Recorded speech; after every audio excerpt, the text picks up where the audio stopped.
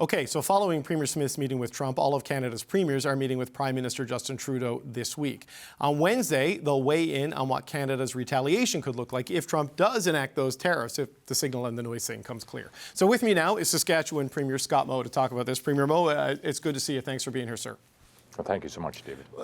You were listening just then. Kevin O'Leary was at that meeting in Mar-a-Lago with Premier Smith. You know, a lot of talk about signal and noise and taking Trump seriously, but not literally. What do you draw from where the country and the economy is a week away from Donald Trump going back to the White House? Well, I think that is the point, is to take, what President-elect Trump says seriously, but maybe not take all of it literally.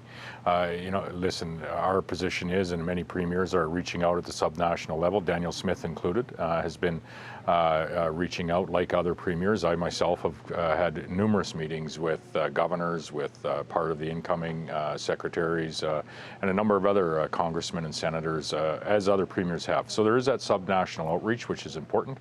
Second, we're heading to Ottawa here this week. We'll support this federal government, or quite likely the next, in their engagement efforts. Third, when we do meet with the Prime Minister this week, there will be, hopefully a number of conversation topics that occur there. One is, what is the lay of the land from their perspective? How do we support the federal government in that engagement? The border security plan. That's one thing President-elect Trump has very clearly stated, is he does want to see something demonstrable in the way of a border security plan. You're going to see Saskatchewan add to this conversation tomorrow from a provincial perspective, but the federal government has committed $1.3 billion, and we want to see, what that is going to look like. Retaliatory tariffs, that discussion, although may be necessary, isn't really heading us in the right direction. And last but not least, I do agree that we are going to need, at the end of the day, provincial premiers' efforts, ministers' efforts are only going to go so far. Right. We are going to need someone with a mandate to sit across the table and deal with at that time, President Trump, to end these tariffs and get to that, strong, integrated economy that we have today, to get back to what we can build together. And that is really the strength of North America, is how we create that energy security, that food security, that manufacturing security, and our general security as well. And the 2% commitment is going to be part of these conversations as we move along too. So the conversations are on Wednesday. I want to get to that in just a second, but Kevin O'Leary was there this weekend. Daniel Smith was there this weekend. Kevin O'Leary says, we don't know what's going to happen. Daniel Smith came away convinced we're going to see tariffs very quickly from President-elect Trump going back in. Two very different views on what's to come. What's your thought? Do you think, even with the border response and what's happened, that tariffs are inevitable next week? I think there is a high degree of likelihood that we are going to see tariffs, not only in Canada, but maybe other countries as well. It's on us to continue to, take those words of President-elect Trump very seriously and work towards that not happening. But if it should happen, to ensure that we're doing, our level best to have them lifted as soon as possible. And, the one priority that President-elect Trump has said is that he wants to see some demonstrable increases in the border security. And I would suspect at some point he's going to want to talk about the 2% commitment that Canada has made. And I think that's two areas that we should be looking at, not only in the case of the border to keep Americans safe to some degree from drugs and illegal migrants, but to keep Canadians safe and ultimately to enhance North American security. That's an easy win, and I think a positive conversation for us to have in North America. Yeah, I mean, a lot of guns come in from the United States. I mean, there's a two-way traffic there that is of mutual concern. But I wonder, Premier, like we have seen what the federal government has put on the table and different responses there, and the RCMP and the CBSA have been down in Washington meeting with their counterparts in the incoming administration. We've seen provincial responses. You say you'll have something to say tomorrow. Are you confident it's gotten to a point of critical mass that it might satisfy the president-elect? Because this is a shifting goalpost situation, it seems. So where do you think we are? Yeah, it will be, and I think Kevin O'Leary had said, the conversation really starts on Inauguration Day, and I suspect, this is an administration that we're going to work with over the course of the next 4 years. He had a very strong mandate, taking not only the presidency, but the Senate and the House as well. And that's where my words come, and I would say in a nonpartisan way. I'm not being partisan with this statement, but we need someone sitting across the table from him with an equivalent mandate. It is, I think, of utter importance that whoever is representing Canada as the Prime Minister down there that does have that 4-year mandate or an equivalent mandate to what President Trump has. And we've been quite clear. We'd like to see an election sooner rather than later and allow Canadians the opportunity to provide that mandate for a Prime Minister and a government in Canada. Yeah, look, as a governing entity, the government of Canada is still working. The political situation it finds itself in is difficult to understate it. So there's going to be some clarity on that in the coming months. But until then, Daniel Smith was saying today there would be a national unity crisis if the federal government tries to do anything on oil exports and other exports going into the United States in response to tariffs. Sort of in response to comments Melanie Joly made that all options are on the table. Now, do you take that as kind of like placeholder language from the federal government, not ruling anything in, not ruling anything out until they know exactly what they're dealing with? Or do you think they're really serious about stopping your potash and natural resources or those in Alberta? Well, they won't. And two, the conversations that we've had with the federal government have been around, it's very specific, precision-based retaliatory tariffs, which I hope we don't get to. It's moving the wrong direction. Any export tariffs or restriction of products that Canadians produce and providing them to anyone in the world is simply not on. And that would be the most divisive conversation, a most divisive situation that we would find ourselves in Canada, adding not only the chaos that we see, courtesy of the Liberal Party of Canada in Ottawa today, but extend that across the nation. And so it just simply can't be on. And I've asked the federal government very directly. They've assured me that isn't part of the conversation. And I would say that it can't be moving forward if we truly value Canadian unity. Okay, so you're not worried about it. I mean, they kind of... You know what a negotiation like this is like, where you have to say certain things in public that you may not be intending to do because you don't want to show your cards too early, but you don't get the sense we're headed towards a big federalism showdown over the export of natural resources in response to this, because it feels like that would just compound the economic damage on Canadians in response to what could be difficult tariffs. It would divide this nation right down the center, and it would be the most disastrous thing, even far more disastrous than this whole discussion around, tariffs on the 49th parallel. And I would hope that a Liberal government in their desperate dying days wouldn't consider dividing our nation like that. It would be a national unity crisis. They don't have the power to do it, and I hope they don't consider it. They've assured me they're not thinking about it at this point in time, so I'll take them at their word at this point in time. What about on critical minerals, Premier? This is something David Eby has talked about. Doug Ford was out today sort of talking about we're accelerating approvals to have more critical minerals that the American needs. It feels like that's the carrot being dangled, but there could be a stick. I mean, do you think for those future industries, and they don't have these minerals inside their borders, they need it from us, they need it from China, they need it from Norway? What about using that as leverage? Well, I agree with Premier Ford, not so much in holding and I don't think he indicated that we should in any way hold these minerals back or apply export tariffs to them. But this is part of the broader conversation and adding to the great union and the great just how deeply integrated our economy is. We'd like to do with critical minerals and rare earth elements between the U.S. and Canada, and we have a processing facility in Saskatoon as we speak, is to do the same thing that we've done in the energy file, where Canadian energy, Saskatchewan and Alberta largely, Newfoundland to some degree, is actually being shipped to the U.S., putting Americans to work, creating a higher value product and providing energy security for North America and other countries around the world. We can do the same when it comes to critical minerals and really, usurp some of the stranglehold that a country like China has in that space.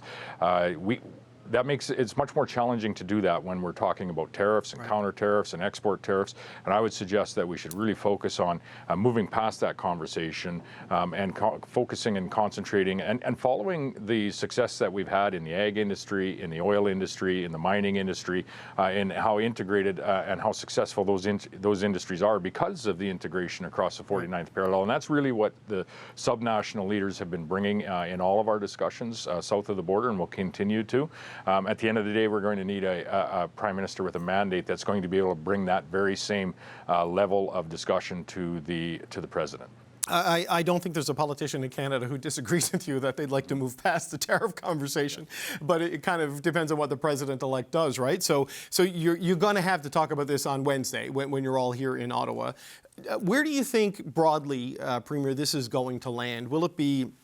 They've been working on a list in Ottawa. You've been working on a list at the COF table, the Council of the Federation table. Is it sort of finding internal alignment on where you can hit back should it come to that, and what other measures you might be able to do on the fentanyl and trafficking demands? What do you think comes out of Wednesday? Yeah, all of those things I think are need to be part of the discussion on Wednesday. Is what does our border security plan look like? Where does the $1.3 billion go? Can the federal government and some of the provincial initiatives, can we work together in ensuring they're working in lockstep and doing and performing something demonstrable to not only the U.S. incoming Trump administration, but to Canadians as well when it comes to drugs, when it comes to illegal migrants. We need to, yes, talk, unfortunately, about, very precise counter tariffs, and I would hope that we don't get to that point. We should also be talking about the 2% NATO target, and is it a time for us to be more serious with that commitment? What will we do in the event tariffs come in supporting the industries that are impacted by those tariffs? And largely, I think I will ask as well, and this might surprise some of your viewers, but how do we not only engage as a subnational jurisdiction, and we're doing that, but how do we continue to support Canada in their engagement, whether it be this administration or the next? We would encourage the next to be, to have the opportunity to move forward sooner rather than later. But until that point, we will support the engagement that the current federal government has. No, it's a time to set aside partisanship and old fights, right? Because the consequences of what could be coming is pretty severe. Premier Scott Moe, we'll see you Wednesday here in Ottawa. We'll be down at the meeting site. Thanks for joining us today. Saskatchewan Premier Scott Moe. Thanks so much, David. Thank you, sir. Thank you so much, David. We'll see you soon. See you soon. U.S. President-elect Donald Trump will be back in the White House in just a week with a threat to apply 25% tariffs on Canada and a repeated interest in absorbing the country as a whole into the United States. The opportunity, for example, to create a common currency, which makes a lot of sense. I guarantee you now, 11 out of 10 Canadians would rather trade their Trudeau pesos for U.S. dollars tonight. We both believe in democracy and freedom of speech. We want to protect that. We want to protect it with financial might. That's what Trump is getting at, and that's a very good idea. Well, Canada's premiers are preparing to push back on tariff threats. We spoke to Saskatchewan Premier Scott Moe last hour.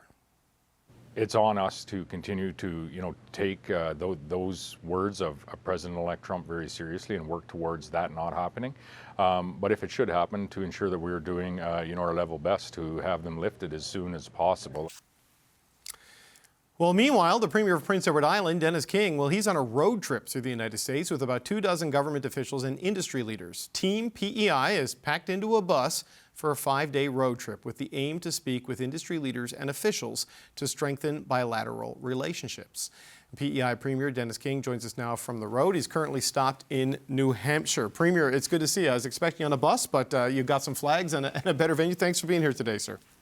I have great staff here, David, looking after me. It's great to be here with you. Tell us about this road trip. How did you come up with this idea? And is the bus like a campaign bus, like a giant billboard for trade? How are you using this thing? Yeah, we certainly have the bus decorated up with, Prince Edward Island products that we have exported to the United States for decades and centuries. Really just trying to, brand Prince Edward Island as part of Team Canada, and just kind of really being on a bit of a charm offensive down here, I guess, to explain it in simple terms, and just remind all of our stakeholders of the importance of this trade relationship, not just for Prince Edward Island and for Canada, but for the consumers in the United States. It's been a long-standing relationship that they need to continue, we need to continue, and I hope can continue uninterrupted. Right, so you're in New Hampshire, you had to stop in Maine, you're on your way to Boston, and there is this regional tie. The Atlantic premiers and the New England governors meet with some frequency, so they know you and they know the ties. I would suspect the people there know the importance of this relationship. They get it. Do you think Donald Trump is getting it, and people in his orbit, with these cross-border moves that you and your colleagues are making? Well, I think, David, that's the $64,000 question. I think that we have not met anyone. I've talked to hundreds of people here in the last day and a half on this tour. I've not met one business person or consumer. We were at Tim Hortons outside of Bangor today. Nobody wants tariffs. Nobody wants to pay more for these products. Nobody wants to see this happen. But at the same time, we're trying to, on a bit of a diplomatic mission here to reach as many people as we can, to try to press the flesh, to talk to, people from all sides of the aisle politically to see if we can, penetrate the inner sanctity of the incoming premier or president's circle to let them know, just from a straight business perspective, that this is bad business, not just for Prince Edward Island and Canada. This is bad business for the United States. It's bad business for the consumers of the United States. And what I've been hearing down here, the November election was fought on the cost of living. People were paying too much for the needs, for the goods and services that they need, and adding 25% to their products and goods and services from their most important economic partner is only going to end up costing them more down here. And I think everybody would like to avoid that. But, Premier, do you think the average American is alive to that reality? Because I know the governors would get it, and the politicians would get it, and the business leaders would get it. But there's a lot of, I consumed a lot of U.S. news coverage in the run-up to the election and afterwards. And a lot of people thought the tariffs were a way of making things cheaper, of getting back on countries like China, who they believe are ripping Americans off. And, they didn't quite translate the implications of the tariff policy to their bottom line. Oh, look, do I think every rank and file American understands the impact of tariffs? No, I don't. I don't think Canadians do either. I would agree. Yeah. But I would say this. You have somebody coming on to do a reality check here about what the tariffs actually mean. The United States has trade imbalance with many countries. The trade imbalance with Canada is not large. It's $1 trillion or so on an annual basis, and it's about 8 or 9%. And that imbalance is in oil and gas and raw materials and minerals, all things that come to the United States that get value added, and they actually create jobs. I would say Canada creates jobs and economic activity. We help make America great. The trade imbalance with China, Mexico, Vietnam, and Germany and other countries, that is something that they should pursue, and they should pursue with great zeal. But it doesn't need to be Canada, and I think by doing so, by picking Canada, we will see that Americans will come to understand what tariffs mean, because everything they come to enjoy and they need in everyday life is going to cost more.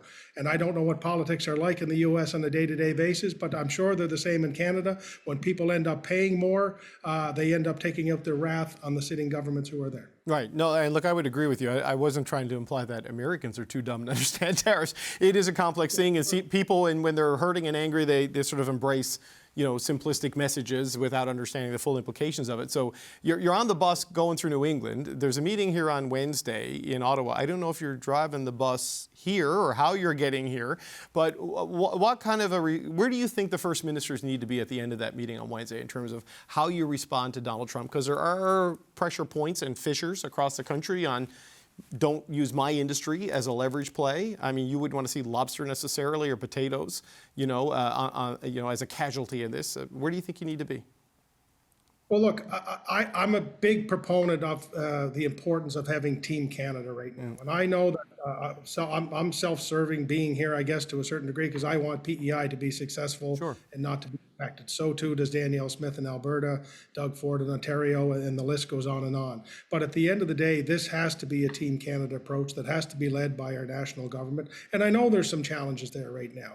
But the reality is I'm trying to do my little bit of a part to just talk about the importance of this relationship. Other premiers are doing that as well. But I think our only success here is to come together with a single approach, a Team Canada approach. And I hope we can flush something out at that meeting in Ottawa, because I think it's what's needed. We need to dial down some of the rhetoric here, and we need to dial down some of this you said, she said, he said, and what if, and if he does this, we'll do that. All of that might have to come to pass at some point. But I do think we need to sit down at the table whenever the new president is inaugurated, whenever he gets to work, and we have to begin the process to sit down with a Team Canada approach. It's the only thing that's going to work in the long term, and we have to remind our counterparts, whether they're in the White House or whether they're in Concord, New Hampshire, or Boston, Massachusetts, Bangor, Maine, that this is best working relationship when the goods and services work across the border the way they have for centuries. We're the envy of the world here, and we shouldn't do anything to get in the way of that.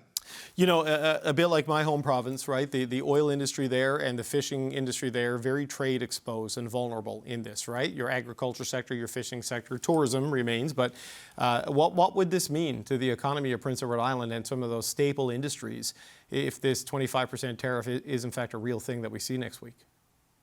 Well, we do close to $2 billion worth of trade, and about 85% of it is with the United States. It represents almost 25% of our GDP. So this is a significant impact. We're talking measuring the impact in the hundreds of millions of dollars on a $2.2 or $2.3 billion budget. This could be potentially devastating for us.